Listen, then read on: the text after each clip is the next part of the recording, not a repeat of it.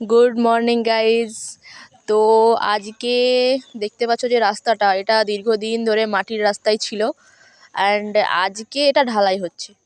সরকার থেকে রাস্তাটা ঢালাই করার ব্যবস্থা করা হয়েছে। আর এই দেখো রাস্তা ঢালাইয়ের কাজ শুরু হয়ে গেছে। আমাদের বাড়ির সামনেই একদম রাস্তাটা, আমাদের বাড়ি থেকে মেন রাস্তা পর্যন্ত যতটা রাস্তা আছে ততটাই আজকে একদম সিমেন্ট দিয়ে ঢালাই করে দেওয়া হচ্ছে।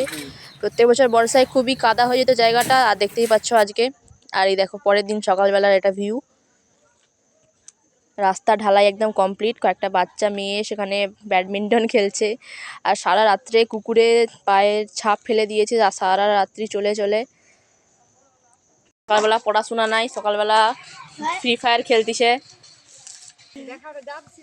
কাকিমা এখানে জাব সিদ্ধ করতিছে। আর পপু কি করছিস? আমি হ্যাঁ। দাঁড়িয়ে আছি। রিঙ্কি কি করতিছু? আমিও দাঁড়িয়ে আছি। তোদের পড়াশোনা হয়ে গেছে? হ্যাঁ, রাতের বেলা